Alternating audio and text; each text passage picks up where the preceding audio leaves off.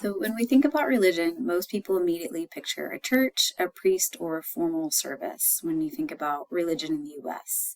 But for many communities, especially out here in the Southwest, religion doesn't just live in churches. It lives in homes, in daily routines, and it lives in memory, healing, and culture. And today we're going to explore that popular folk religion, and how it helps us understand why identity, survival, and community in Hispanic cultures of the Southwest is so strong. So first, what exactly is popular folk religiosity? It's a hard word for me to say because there's a lot of vowels in that word. But that refers to everyday spiritual practices that exist alongside or sometimes outside of formal religious institutions, right? And then instead, it's really shaped by people, families, and communities over time.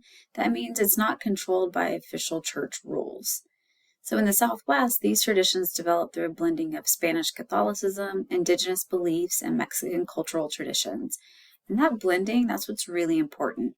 It shows us that culture and religion are not fixed. They evolve based on history, migration, and lived experience. These practices are often passed down through generations, not through textbooks, but through family traditions, stories, and lived experience.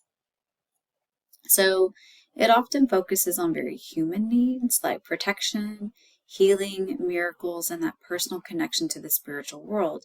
And this makes religion feel immediate and personal, not distant or institutional or this thing that we do like once or twice a week. Let's start with how faith shows up in everyday life. So in many Hispanic communities, spirituality is not something you do once a week. It's something you live every day. So you might see someone lighting a candle for protection or guidance, a family saying the rosary together at home, an ofrenda or altar created during Day of the Dead, people carrying religious items like crosses, or medals. And these practices often happen in private spaces like homes, not just in churches. And that really does matter because it shows that religion is not just an event, it's a part of daily life. So faith becomes something constant, something personal, something that you carry with you. Now let's talk about devotions. Devotions are, there we go, specific acts of commitment or prayer directed towards a holy figure. One of the most important figures in the Southwest is the Virgin of Guadalupe. She is more than just a religious symbol, though. She represents identity, culture, protection for many Mexican and Mexican American communities. And common devotional practices, those are going to include the 9 days of prayer, traveling often on foot to sacred sites known as pilgrimages, and promises made to a saint in exchange for help. Devotions often happen during times of struggle, and they reflect hope, they reflect resilience, and they reflect the belief that faith can intervene in everyday life. So let's look at some icons. And these are probably, those of you that are Mexican, those of you that are from the Southwest, these probably look really, really familiar. What I want to point out are just some like very Southwest traditional imagery that's going on here. Like look at the architecture behind here. This is obviously like has a very heavy like Southwestern influence, that Spanish influence, and that's why these images are really important. So icons are sacred images, right? These are visual representations of religious figures. So you've got, the Virgin Guadalupe, you have Jesus, especially the Sacred Heart, and you have other saints that are going to be represented that are only really part of like the Southwest or even Central and South America. You're not going to find these same saints in European tradition. Here's what's interesting though. These images are not just found in churches, they're found in homes. I see these plastered all over the back of cars, they're in businesses. And this means people are surrounding themselves with faith, not occasionally, but constantly. And these icons, they serve as, constant reminders of protection, of identity, of spiritual presence, and they help people feel connected to something larger than themselves. And with these icons, we also have shrines. And this is one of the things that I find so fascinating about here.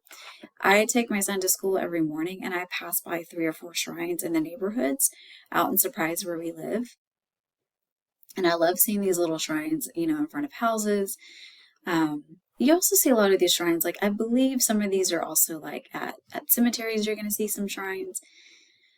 But these are places created for prayer, for memory, or devotion, and they can take on many forms. And so sometimes you'll see these shrines or these small altars inside a home, on a roadside memorial for someone who's passed away, or community or religious site, or like I said, I see these like in front yards of homes and neighborhoods. And these are often decorated with candles, with photos, with flowers, with religious symbols. And you can see in this first one, it's the Virgin, right? Very powerful symbols are represented. And they combine memory, loss, faith, and identity. And they make spirituality visible, right? So they turn everyday spaces into these really sacred spaces. Now we move into the one of the most unique aspects of folk religiosity, and that is cuandrismo. And that's a traditional style of healing. And if you don't know about the egg, you're not Mexican, right? But this style of healing really blends indigenous knowledge, spiritual belief, and herbal medicine. And common practices include things like rubbing an egg over your body. But, these herbal remedies like teas and plant-based treatments, spiritual cleansing rituals, and prayer and spiritual guidance. And you'll notice this does a lot with like the indigenous aspect, like that native aspect of like the indigenous peoples that were here before, and mixing it with like the Christian belief system also a little bit, but that prayer and that spiritual guidance.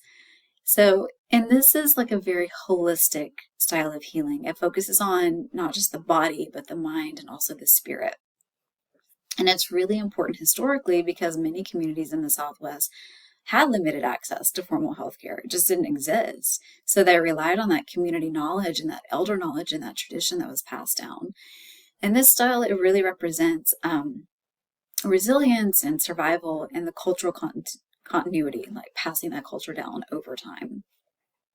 So why does all this matter? It matters because it shows us that religion is not just about institutions. It's not just about going to a building every Sunday, every Wednesday, right? It's about identity. It's about survival. It's about community and about keeping the culture alive. These preserve traditions across generations, and they provide comfort during difficult times, and they also strengthen the cultural identity in the Southwest. So at the end of the day, this folk religion reminds us of something important. People don't just practice religion, they really believe it. It's in their homes, it's in their communities, and it's in their daily lives. So as you're going through and you're kind of thinking about religion, what does it mean for a belief system to be part of everyday life? Not just something practiced once a week, not just something that we practice on Easter or Christmas, but we are doing this every day. We have the symbols, we have the icons, we have the altars. It's something that is part of everyday life that we don't maybe even realize it's part of every day. So think about that as you're completing this week and going through the lessons for the week.